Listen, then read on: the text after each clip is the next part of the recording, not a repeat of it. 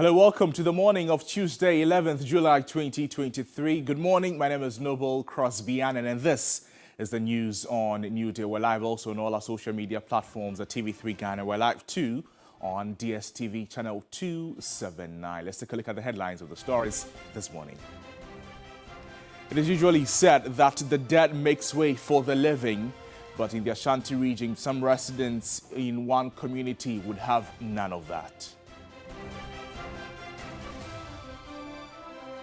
Also this morning, MPP flag-bearer aspirant wait with bated breath outcome of vetting, but Majority Leader in Parliament, Osei Mensah Bonsu, in an exclusive interview says the flag-bearer race should not even be a contest.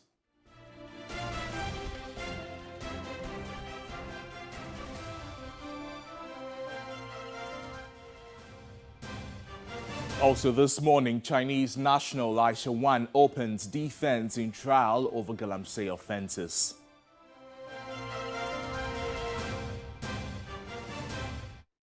Plus some international news this morning as Tunisian authorities suspend salary payments of 17,000 teachers and sack 350 school principals. We'll tell you why. Welcome to the program. Let's start this morning with this. The coalition of individual bondholders groups suspended their planned picket at the Finance Ministry, says the convener Franklin Cudjoe. Now, this follows a press statement from the Finance Ministry reassuring bondholders that it will meet all its obligations as stipulated in the Memorandum of Understanding signed on May 16 between government and the coalition. The coalition had announced their decision to picket this morning in demand for the payment of their coupons following their disaffection with government's lack of action concerning the payment of their coupons and principals. According to the convener, Senior Hosi, the hitherto planned protest would have been massive if the government had failed to respond to their demands. He accused government of being insensitive to their plights. What is most irrational is for you to take a poor man's money and sit on it and still be driving your V8. Flying in business class, keeping a large government, that is what is irrational. That is what is unjust. That is not what's responsible. When the person trusted you with his mandate for you to improve his life, you don't, first of all, make life unbearable for him and go ahead and steal his savings. That is what is most irrational. Okay, what do you hope to achieve with this picketing in the first place? A lot of people have picketed and you had no results. What makes you think this will work? Brother, I think you haven't seen anything yet. The real action is coming. We are not coming 20 people. We are occupying the finance ministry. Every inch of space, we are occupying it. We are 300,000 members. We are occupying the space. So you must come and fight for yourself. And not just for yourself, for your kith and kin. But for me, what's more important is really the example we set as Ghanaians for the future of governance. Well, the news this morning is that the convener of the coalition of individual bondholders, Franklin Cudjoe, has urged all members to stand down. He has announced a media briefing later in the day. Meanwhile, economist at the University of Ghana Business School, Dr. Patrick Asumi, says investor confidence in the country will worsen if government continues to fail to honor claims of bondholders. The government is really destroying a lot of the social capital and social trust. That is absolutely important for it to even implement the IMF program that it has finally signed on to. Because, you know, there will be many times that the government need to have discussions with Ghanaians and make commitments. And, you know, people will expect that, oh, okay, maybe for a short term, you're going to endure this, expecting that at some point, some relief will come. If we start on this note, where, you know, government is not meeting its commitments, then every time people are going to have any discussions with government, they will always be looking on their shoulders. So I don't think this is not helpful. I don't anticipate that there will be immediate social unrest or upheaval like that, but I think, you know, the government really needs to have a long think about, you know, its strategy. Some other stories this morning, and the die is cast, the heat is on. The process of electing a flag bearer for the New Patriotic Party is taking shape. After receiving the vetting committee's report, the party is expected to publish the results in a crucial decider that has left much anticipation and interest on the political front. Christian Yali has more here. The vetting, which is a critical part of the processes leading to the selection of a flag bearer for the party ahead of the 2024 elections, started from July 3 and ended on July 6. The vetting committee has submitted its report to the National Council, and it is expected that on Tuesday, the vetting report would be published. We submitted our report, that's all. That's the work we were asked to do. And we're given a deadline, and we've met the deadline. The General Secretary will take the report through steering committee up to National Council, and the process goes on. On the face of it, the party is very satisfied. It is expected that on July 24, a balloting exercise will be held. The NPP has set August 26 to hold a special delegate conference with some 900 delegates to trim down the number of aspirants to 5. That is if the vetting committee approves more than 5 out of the 10 aspirants to contest for the position. Christian Yale, TV3 News, NPP headquarters, Accra. Well, still in the political arena, the majority leader in Parliament, Osei Mensah Bonsu, says it is Dr. Bawumia's time to lead the New Patriotic Party in the 2024 elections. He says there are times and seasons for politicians, adding Dr. Bawumia is competent and loyal and is the right person to lead the party. In an interview with Evelyn Tingma, the majority leader says 122 MPs currently support the vice president's candidacy. The NPP presidential race is heating up as aspirants continue to crisscross the country to canvass for votes. But two candidates, Dr. Mahamudu Bawumia and Alan Kyerematen, seems to be garnering more support, particularly from Parliament. While some say it is Alan's time, the majority leader in Parliament, Osei Mensah Bonsu, thinks otherwise. In a field of competent people, you still have one person emerge as this one is super competent. I'm looking at the experience of Dr. Bawumia. I'm looking at his loyalty to the party. I'm looking at his focus. I'm looking at his vision. I'm looking at his temperament. I'm looking at his humility. Amongst the group, he stands out. Not just tall, but very, very tall. And that's why I've tied my cloth to his and ably supporting him. He believes there are times and seasons and people ought to make good use of their time. In 2008, when President Kufuor was exiting, a lot of stories like now being bandied about that, oh, the system was supporting Alan Kyerematen. Right? Did it go well for him? It didn't. Because it was a Kufuor season. There's a season for any politician. And you seize it. That's what it is. If you ask me, I think the tide has swung hugely in favor of Dr. Bawumia. It is not in any way to derogate from the effort of Alan. No. And that is why, at the very outset, I was proposing that we put the two together. The majority leader insists 122 MPs from his side in Parliament support Dr. Bawumia and charged persons who speak for other candidates to be decorous with their comments. I'm a leader in Parliament. 122 members of Parliament have indicated to me that they are supporting this person. In my constituency, I'm the leader there. The last time I went round, I asked them, who are you people rooting for? They'll tell you plainly. I said, okay, I'm the leader. If I should lead you, and you are telling me that you belong here, then I should lead you to Canaan. So I belong to where the overwhelming majority of my people are saying they belong to. I still think that it's still possible, even though it's getting too late, to still have some dialogue in respect of the two, even though that may create some problems. If one of them should say that, oh, okay, I've gone to test the waters.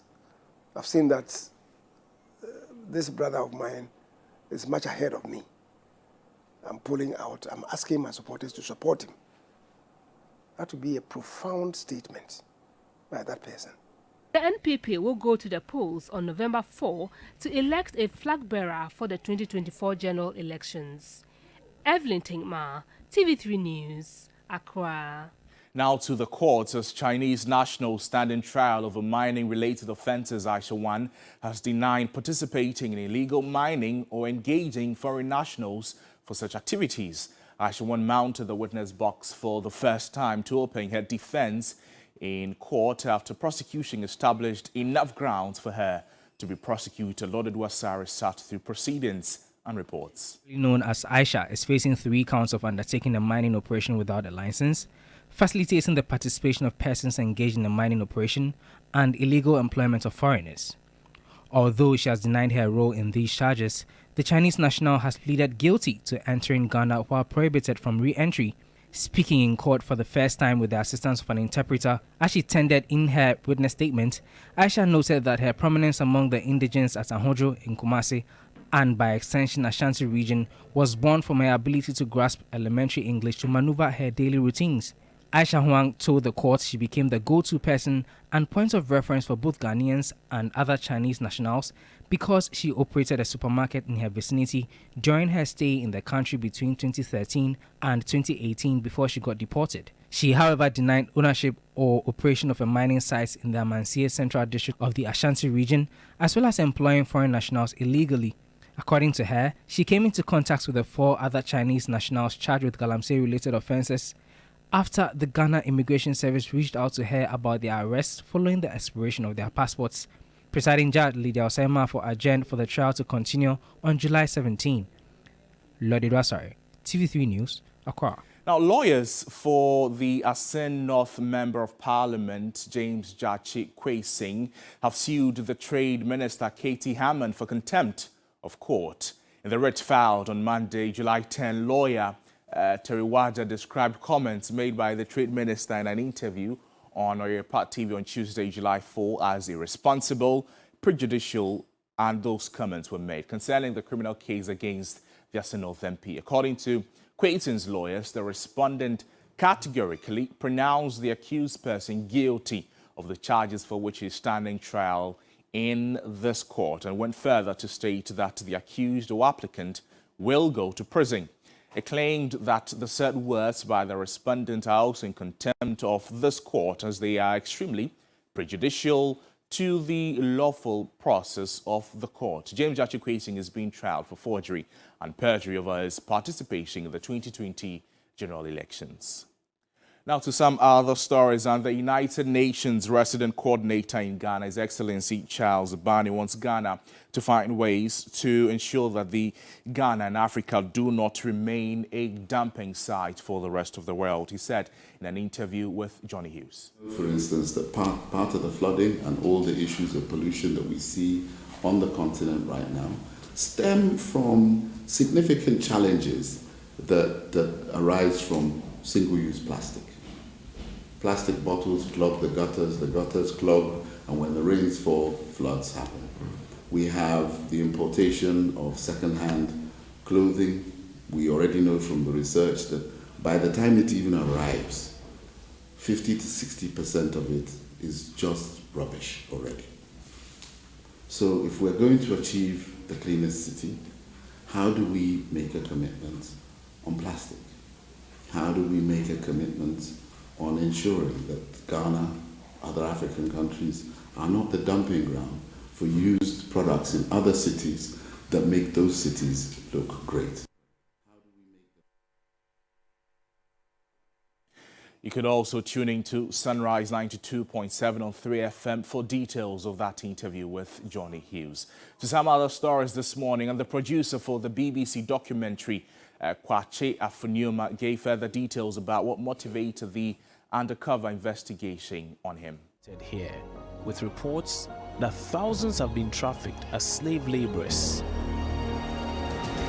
An American charity is spending big money to tackle the problem.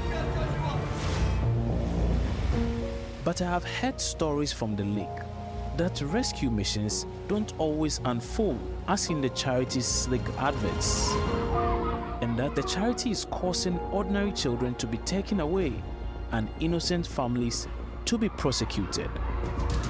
Families have told us that their children have been taken as victims of trafficking.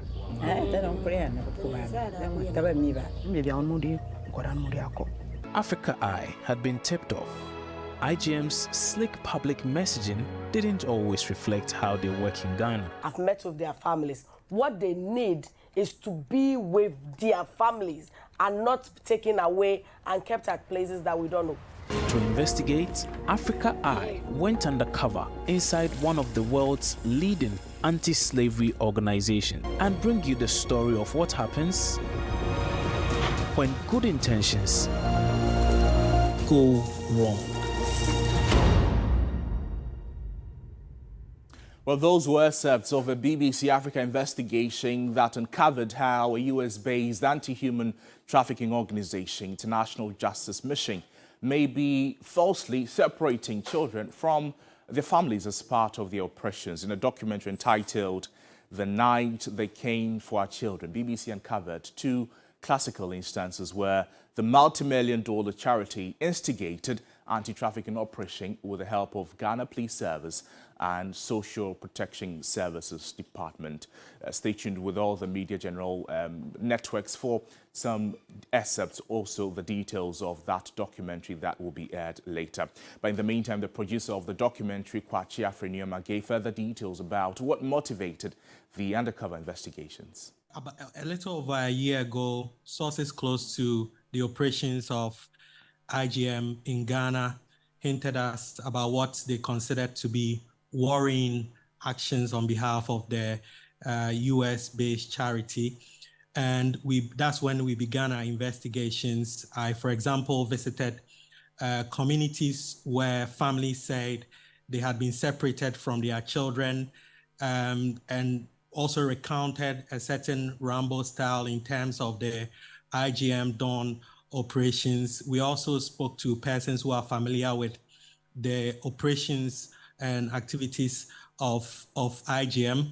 And in public interest, we decided to proceed to initiate the undercover investigation, which led our undercover operative to work within the IGM setup office in Accra for a reasonable amount of time, which allowed us to gather additional evidence to corroborate the evidence we had gathered on the field, as well as the documentation we had come in contact with. To some other stories, and tension is mounting at Temena in the Oforiko municipality following the clearing of the community cemetery and subsequent exhuming of bodies by a private developer. The private developer claims he has secured a court order to construct a road through the cemetery to a house, but the youth in the area say they will not allow that to happen. Ibrahim Abubakar has more here. Residents woke up to a shock of their lives when they saw a grader destroying portion of the community cemetery. The cleared portion was to lead to the house of a private developer who claims the cemetery is sitting on a road. Angry with the development, the youth in the area attacked the workers in an attempt to prevent them from further destruction of the graveyard. We are all doing this for the betterment of Emena, so we need development. When she was building, she used a different route to transport the building materials. Why is she now trying to destroy our cemetery to create a road to her house? We won't agree. The affected portion of the cemetery is where the royals have been buried. We can't allow this to go on because we may suffer spiritually. The cleared portion is posing health risks to us. The entire area is smelling and has affected the patronage of our cooked food. Assembly member for the area, Kenneth Owusubediako, insists the land is a cemetery by the layout of the area.